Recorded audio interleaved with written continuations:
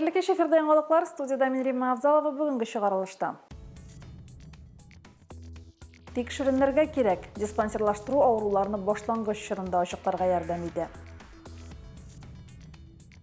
Һәркем җаваплы, юл хәрәкәт иминлеген тәэмин итү өчен кагыйдәләрне үтәү кирәк. Матур гаилә ил күркә, районның үрнәк гаиләләре хөрмәтләнде. Хәзер әлеге һәм башка вакыйгалар хакында тулырак. Эш яшендәгеләрнең күбесе сәламәтлеген кайгыртмый, бу аларның хастаханәгә бармавыннан, диспансерлаштыру үтмәвеннән дә күренә.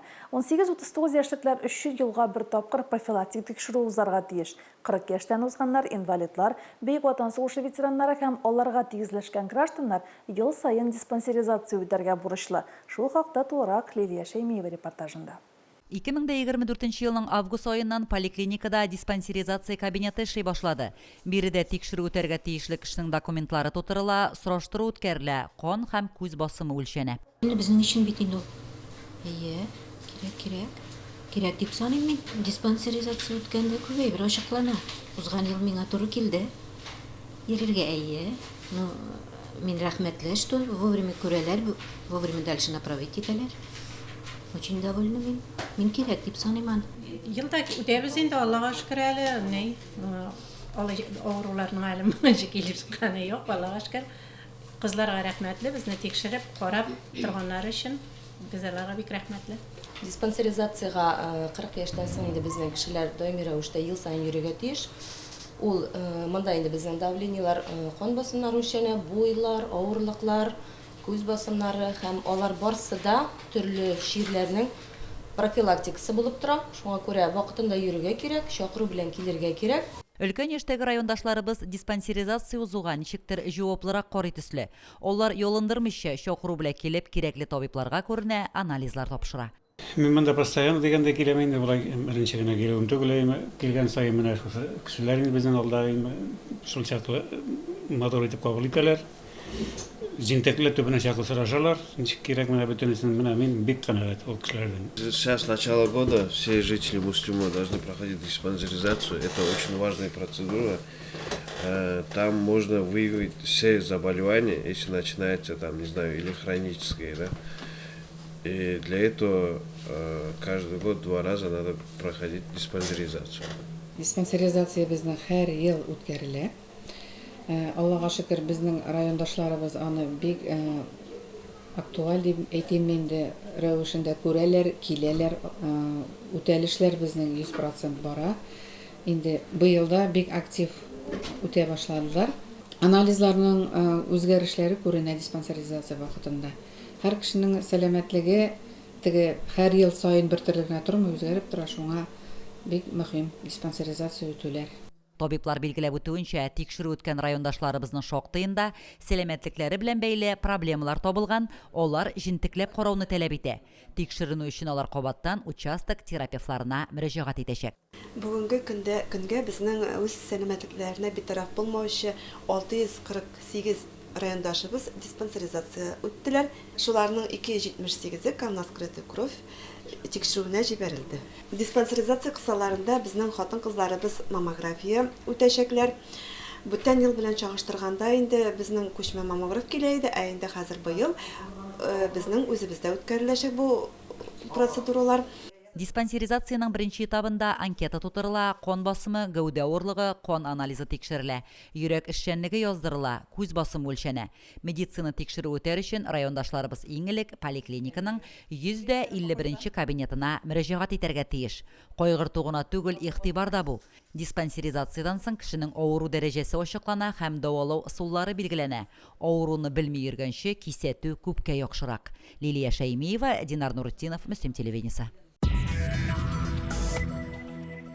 Авыл халкы хастаханәгә барып диспансерлаштыру үтүне истәмме мәшәкать кебек кабул итә. Үз транспорты булмаган кешегә такси чакырырга яки кемгәдер ялынырга кирәк. Бу мәсьәләнең халык җыеннарында да күтәрелгәне булды. Иске Карамалы авыл җирлеге җыенында да шул хакта сүз булды. Карамалы фельдшеры Зифа Галиева диспансерлаштыру үтүнең тәртибе турында аңлатты. Бай һәм Иске Карамалы җыеннарыннан Фәридә Гайнетдинова репортажы. Байык авыл җирлеге башлыгы Илназ Ахмадуллин җирлек белән сентябрь аеннан җитәкчелек итә. Узган сайлаулардан соң җирлек башлыгы итеп сайланды. Кыска гына булган чыгышында ул җирлектә башкарылган эшләр белән таныштырды. Җирлекнең демографик үсеше, җирлегебезнең демографик хәленә килгәндә 2025 елда туган балалар 1,14 кеше вакыйгага күчкән. Слайдтан күргәнегезчә, соңгы 5 елда 4 бала дөньяга авыз салган, 41 кеше вакыйгага күчкән. Пенсия яшендәгеләр 2023 елда 38% тәшкил итте. Авылга кайтып яшәргә теләүчеләр яшьләр бик күренеп тормый. Байык топ гомуми белем бирү мәктәбе директоры Айгөл Мадиярова мәктәп эшчәнлеге, укучылар һәм укытучыларның ирешкән уңышлары хакында сөйләде. Сыйфатлы белем бирү һәр мәктәпнең бурычы.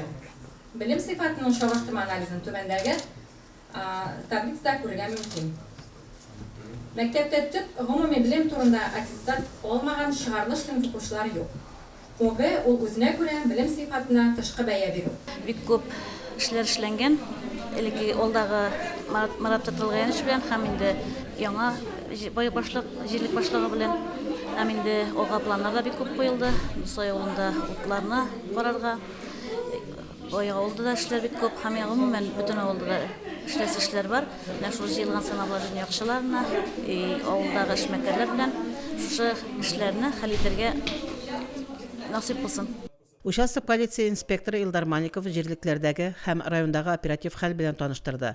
Мәктәп яисә һөнәри уку йортларын тәмамлаучы ир-егетләрне район эчке эшләр бүлегенә эшкә чакырды. Иске Курамалы авыл җирлеге халкы һәрвакыт җыеннарга актив катнаша. Җирлек башлыгы Илнур Каримов һәрвакыттагыча җирлек эшчәнлеге буенча эчтәлекле һәм тулы информациялы чыгыш ясады. Җирлектәге статистика бераз моңсурак. Шулай да аны әйтмәү мөмкин түгел. 2025 елда җирлегебездә 2 егет кәләш алды, 2 кыз тормышка чыкты. Кызганычка каршы, аларның берсе дә туган авылда яшәми, пропискада гына тора. 3 бәбәй якты дөньяга беренче авыз салды. Бу алдагы ел белән чагыштырганда 2 балага кимрәк. Балаларның берсе авылда, икесе шәһәрдә яши. 2025 елга чыккач, районда иң беренче бала булып, Яңа Карамалда Мәлик белән Жаннаның кызлары туды. 22 кеше гүр иясе булды. Бу алдагы елдагыдан 1 кешегә артыграк. Иске Курамалы авылы табиб амбулаториясының өлкән шәфкать туташы Зифа Галиева амбулатория эшчәнлеге һәм җирлек халкының сәламәтлек күрсәткечләре хакында сөйләде. Зифа Галиева үз эшен төгәл башкаручы, һәр санны төгәл белүче хезмәткәр, шул ук вакытта авыл җирлеге депутаты, ветераннар советы рәисе дә булып тора. Безнең инде халык мәнфәгатьләрен яклап, социаль яклау бүлегеннән безгә машиналар куелып, инде безнең 65 яшьтән югарыларыбызны медосмотрлар, диспансеризациялар үткәрәбез. Моңа инде өлкәннәребез бик риза булып, канәгать булып баралар. Халык җыеннарына без инде бик теләп йөрибез, теләп катнашабыз. Чөнки инде шушы җыеннарда җирлегебезнең язмышы, киләчәге хәл ителә. Инде Аллага шөкер бик матур яшибез. Инде киләчәгебездә шушылай булсын. Бик канәгать авыл җирлеге башлыгының эшеннән дә һәм инде җирлектә эшләүче оешмалар эшеннән дә бер-беребезгә ярдәм итеп, киңәшләшеп эшлибез. Җыеннарда катнашучы район башлыгы Альберт Хуҗин җирлек башлыкларына һәм авыл халкына рәхмәт сүзләрен җиткерде. Җыеннар тәмамланды. Барлык җирлекләрдә дә агымдагы елга бурычлар билгеләнде. Иң мөһиме башкарылган эшләр авыл халкының яшәү шартларын тагын да яхшырту юнәлешендә эшләнсен, аларның шанышлары аклансын. Фәридә Гантинова, Динар Нуртдинов, Мөслим телевидениесе. Бу көннәрдә авыл җирлекләре генә түгел, оешма предприятиеләрдә еллык эшчәнлекләре буенча хисап тота. Шундый җыелышларның берсе мизгел яшьләр үзәгендә үтте. Россия социаль фондының Мөслим районындагы клиентлар хезмәте башкарган эшләре турында бәян итте һәм быелга бурычларын да билгеләде. Бүлекнең йомгаклау җыелышында Россия Федерациясе социаль фондының Татарстан Республикасы буенча бүлекчә идарәчесе урынбасары Фердинанд Закиров катнашты. Район башлыгы Альберт Хуҗин да килгән иде. Мөслим районында клиент хезмәте бүлеге җитәкчесе Фәридә Ганиева бүлек тарафыннан 2025 елда башкарылган эшләр белән таныштырды. Специалистами клиентской службы за 25 год было принято и зарегистрировано 8745 обращений. В том числе было 170 в письменном виде, 6205 – это устное обращение. Через МФЦ мы получили 60 обращений и другие 835. Среднее обращение в день у нас получилось 36. Фердинанд Закиров социаль фонд тарафыннан махсус хәрби операциядә катнашучыларга һәм аларның гаиләләренә күрсәтелүче ярдәмнәр, социаль хезмәт күрсәтүдәге яңалыклар белән таныштырды. Мөслим районы клиент хезмәте бүлегенең эшен уңай бәяләде. То есть и стартовые площадки, и прочее, все, что связано с деятельностью космоса, обслуживается в Республике Татарстан. То же самое доходная, расходная часть, все выплаты идут через нас. Мы также все компенсировали, и в прошлом году на нас была возложена, опять же, по согласованию с правительством Российской Федерации, центральным аппаратом на нас была возложена работа в части материнского капитала по Республике Дагестан. Район башлыгы Альберт Хужин Мөслим районы клиент хезмәте белән тыгыз элемтәдә эшләү бүлек хезмәткәрләре тарафыннан гражданнарга тиешле югарылыктагы хезмәт күрсәтелүен ассызыклап билгеләп үтте. На самом деле, уже бик күп зур эшләр эшләнә. Моның өчен беренчедән бик зур рәхмәт. Инде җитәкчелегегә дә җиткерик. Это действительно очень важное направление. Җыелыш матур чара белән төгәлләнде. Бүлек җитәкчесе Фәридә Ганиевага Россия социаль фондының мактау грамотасы тапшырылды. Бүлек хезмәткәрләре Илмир Муслахов, Илсөяр Миннәхмәтова, Резеда Арсланова фондның рәхмәт хатларын алдылар. Фәридә Ганиева, Динар Нуртдинов, Мөслим телевидениесе. Юл хәрәкәте иминлеген тәэмин итү буенча республика комиссиясы утырышы узганда сүз республика юлларындагы фаҗигаләр, юл иминлеген тәэмин итү чаралары турында барды. Утырыш ахырында башкарма комитет җитәкчесе юл хәрәкәте иминлеге буенча район комиссиясе рәисе Ирек Салихҗанов җаваплы службалар белән берлектә Мөслимдәге вазгыятькә анализ ясады. Коллегаларыбыз кайбер закон бозулар буенча даи хезмәткәрләре белән рейдка да чыкты. Балалар һәм яшүсмерләр катнашындагы юл транспорт хәрәкәтләрен киметү һәм кисәтү максатында республика буенча юлда балалар операциясе бара. Балаларның иминлеге өчен беренче чиратта әтиәниләр җаваплы булса да, үзләре үк шушы иминлекне кайгыртырга оныта. Мөслим районында үткәрелгән профилактик чара барышында 3 балага "Тукта, синең тормышың куркыныч астында" дигән профилактик карточкалар төзелгән. Күпчелек җәяүлеләр юл хәрәкәте кагыйдәләрен үтәми ди даи инспекторлары. Узган елны инде безнең пешеходларга юл бирмәгән водительләргә 38 беркетмә төзелде. Аның инде штрафы 1000 Быел 8 водительгә беркетмәләр төзелде, 60 беркетмәләр төзелде.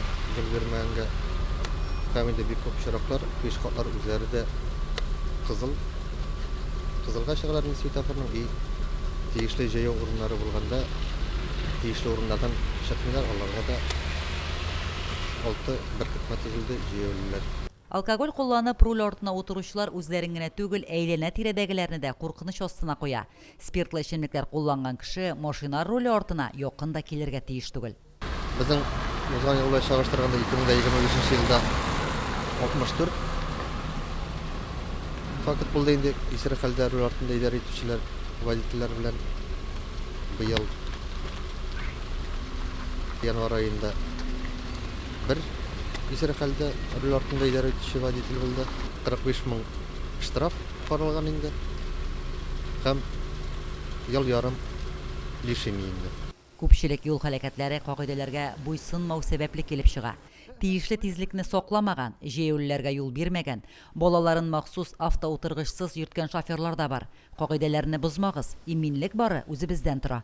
Лилия Шаймиева, Динар Нуртдинов, Мөслим телевидениесе. Иминлек дигәннән кичә район күләм ата-аналар җыелышы үтте. Район җитәкчелеге, прокуратура, эчке эшләр бүлеге вәкилләре катнашында узган җыелышта сүз балалар иминлеге хакында барды. Балаларга шикле кешеләр белән аралашмаска, социаль челтәрләрдә төрле төркемнәргә кермәскә, юл хәрәкәте иминлеге кагыйдәләрен төгәл үтәргә кирәклеге әйтелде. Әтиәниләрнең балаларга игътибарлы булуы һәм газизләре белән күбрәк вакыт үткәрүе кирәк. Алга таба. Пушкин урамындагы күп фатирлы йортлар ишек алдында матур гаилә ил күрке исемле бәйрәм үтте. Шара күрше фестивале кысаларында оештырылды. Күрше фестивале күршелек культурасын үстерүгә, гаилә һәм күршелек традицияларын ныгытуга юнәлтелә. Фестиваль таләпләре буенча һәр чара билгеле бер җәмәгать урынында, ишек алдында, паркта яки скверда узарга тиеш. Шул хакта алдагы сюжетта. Бәйрәмдә иң элек быел районда беренче булып дөньяга килгән бала хөрмәтләнде. Ул Алия һәм Марсель Үтәгановлар гаиләсендә 3нче бала булып дөньяга килгән. Туган Якограф фирмасы директоры Раил Җиһангиров Үтәгановлар гаиләсенә 100 мең сум акча һәм бүләкләр тапшырды. Район җитәкчелеге дә бүләк һәм күчтәнәчләр бирде.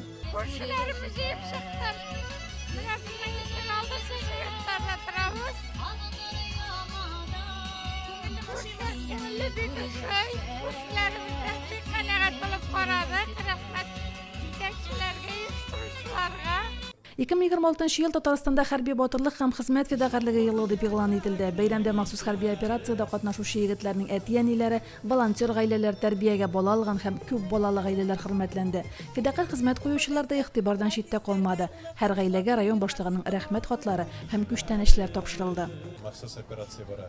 Шулай бит инде. Анда безнең райондашларыбыз батырларча көрәшәләр. Безнең менә шушындай мөмкинлекләр булсын өчен. Без гаиләләр белән аралашып, балаларыбыз белән уйнап, матур итеп яшәсен өчен кызганычка каршы югалтулар да бар. Ничек күтәреп, ничек нинди сабырлык, нинди акыл кирәк ул әйберне үткәреп җибәрергә.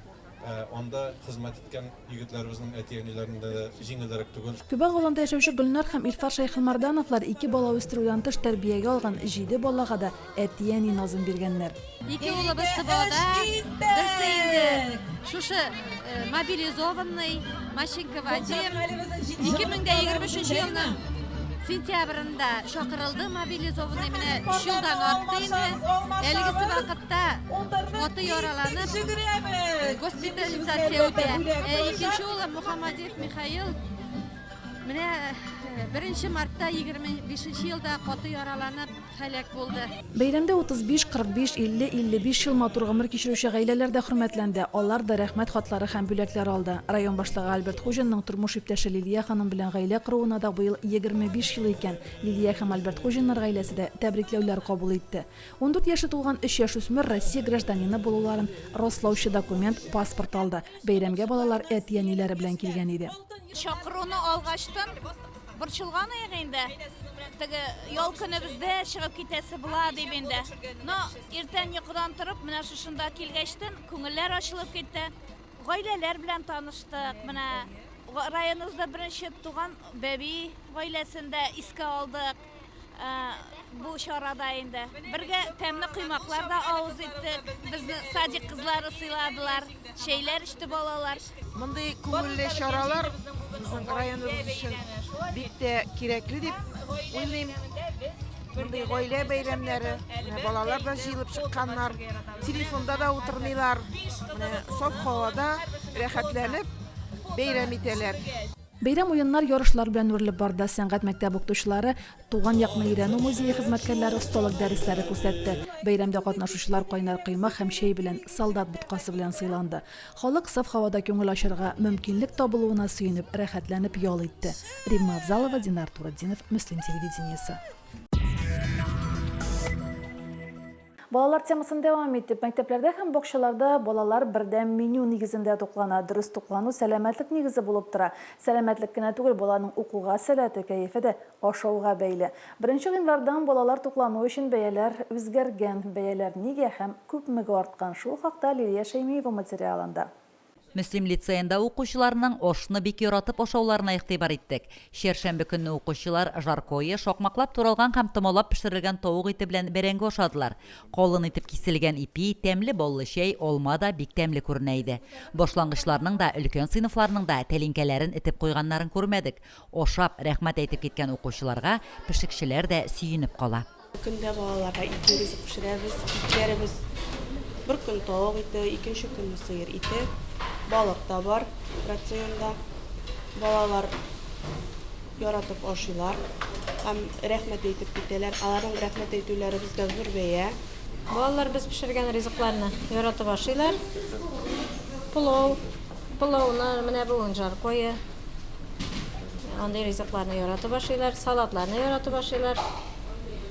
Без инде үз чиратыбызда күңел җылыбызны салып, тәмле итеп пешерергә тырышабыз. Бушка ашаучылар да бар. Алар безнең СВОда катнашучы гаиләләрнең балалары һәм күп балалы гаиләләрнең балалары шулай ук бушка ашыйлар, тукланалар. Барлык мәктәпләрдә дә укучылар бердәм меню нигезендә туклана. Бер тапкыр туклану менюсында күпчелек икенче ашлар каралган. Менюны мәктәпнең рәсми сайтыннан карап була. Сразу добавка да бирәләр. Итне күп салалар обычно гүлашка шунсына гышы инде. Бренди пирожки весел вашына гаят булар инде. Или бренди сок шунда, но божныкка китте инде. Булай да мен бүтүнләр бик гышы инде, ничә ашаталар. Монда нык тәмле ашамлыклар, искиткеч, койнар шәйләр бирәләр. Итле Менә бүген жаркое. Минем яраткан ашамлыгым. Шей, компот, нык тәмле. Туклануның 30%-ын гына әтияни түли, калганын хөкүмәт күтәрә. Район мәктәпләрендә укучылар көнгә бер тапкыр кайнар ризык ашый, бакчаларда исә сабыйлар 4 мәртәбә туклана. 1 гыйнвардан мәктәп ашханәсендә туклану өчен бәяләр үзгәрде. 5-11 сыйныфларның бер көнлек ашавы 64 сум 7 тиенгә әйләнде. Шуның 10 сум 70 тиене дотация. Бер балага туклану көненә 74 сум 77 тиенгә төшә. Башлангыч сыйныфлар түләүсез туклана. Лилия Шаймиева, Динар Нуретдинов, Мөслим телевидениесе. Оңған кеше қолына туфрак учласа да алтын ите. Айгөл Шәгәрданова Мөслим балалар сәнгать мәктәбенең вокал бүлеге укытучысы. Буш вакытларында кул эшләре белән шөгыльләнә. Айгөлнең күңелен яулаган шөгыль белән Гөлназ Җәлилова танышып кайтты. Мөслимдә яшәүче Айгөл һәм Айрат Шәгәрдановлар идеяларын, хыялларын тормышка ашырып, 2023 елда 3нче өйләрен салып кергәннәр. Тәнгенә түгел, җан да ял итә торган матурлык тудырырга тырышып яшиләр алар. Интерьерда иң беренче булып нәфис кул хезмәте кергән җиһазлар күзгә ташлана. Аларны уңган хуҗабикә Айгөл ясаган. Бу идея инде без ял итә торган урын ясадык. Бу матур җиһазны инде мин үзебезнең беседкага бәйләдем. Основной арка өлеше инде тимердән. Астына аерым бәләкәй тимер куела һәм өстенә инде кыркырларына улы шушындый утырырга уңайлы булсын өчен олы тимер куелды. Кул эшләренә мәхәббәт гаиләдә башланган Айгөлдә. Аның заманча төрләре белән чынлап торып кызыксыну мәктәп елларына туры килә. 8нче класста миңа минем укытучым, технология укытучысы, ул шушы кул эшләренә мәхәббәт уятты дип әйтәсе килә. Аны кружокларына йөрдем, байтак кына кружоктан төрле матур узорлар өйрәтте ул миңа, схемаларын, ничек ясалышын. Әнисеннән күреп кызлары, уллары да кул арасына керергә ярата. Аларның да үз шөгыльләре бар. Йортка кертәсе яңалыкларны да ире Айрат белән фикерләшеп эшли Айгөл. Диварга элеп куйган тормыш шигары да шул хакта. Әле безнең олы кызыбыз бар, 12 яшьлек. Ул да әнисенә карап, шушы кул эшләренә кызыга, эшләп карыйсы килә. Әнисе дә крючокларын бирә, җипләрен бирә, үзе крючоклар белән чигә. Матур иттереп рәсемнәр ясый әле ул. Әти-әнигә инде ул балаларның кулы эш белү, нәрсәгәдер кызыксынуы, ул әти-әнигә бик зур куаныч инде. Мастер-классларда алган белемнәрен иҗади куллана Айгөл. Шунлыктан һәр хезмәт җимеше кабатланмас булып чыга. Алдагы хыялы тегәргә өйрәнү аның. Тормышын гөлгә күмеп яшәүче Айгөл анысында булдырыр. Гөлназ Җәлилова, Динар Нуретдинов, Мөслим телевидениесе. Оешма предприятиеләр арасында 36-нчы кышкы спартакиада уеннары тәмамланды. Спартакиада 3 атна дәвам итте. 26 оешма 7 командага берләшеп 10 спорт төрендә җиңү өчен көрәште. Спартакиададан коллегаларыбыз репортажы. Спартакиада уеннары кысаларында 29 гыйнвар көнне чоңгы ярышлар үтте. Оешма предприятиеләр арасында үткәрелүче 36-нчы кышкы спартакиада уеннарын дәвам итеп, командалар чоңгы эстафетасында көч сынашты. Чоңгы ярышларында инде гимназия коллективы, мәктәпләр коллективы инде актив катнаша. Инде ярышлар буласы билгеле булу белән инде без укытучыларыбыз әзерләделәр. Инде теге уңышларыбыз да бар. Киләсе елга инде куйган максатларыбыз да бар. Алла берсә нарак шуарга. Мин беренче тапкыр бу елны спартакиадада катнаштым. Стрельба белән лыжыда. Ничек инде теге борчылдырып тора бик нык итеп. Ләкин катнашып бетергәч, уже бөтен әйбердә булгач, рәхәт инде. Үзеңне коллектив белән бердәм итеп сизә башлыйсың. Үзең теме бар инде. Чоңгы ярышларны без бик яратабыз. Көне дә матур. Менә безнең бүген ЦРБ коллективы Алла бирсә яхшы урыннар алачак. Һәм барыгызны да чоңгыда йөрергә чакырам. Үзем дә бик яратып чоңгыда йөрим. Трассаны райондашларыбыз классик һәм ирекле стильдә узды. Чоңгы эстафетасында беренче урынны район советы һәм башкарма комитеты командасы алды.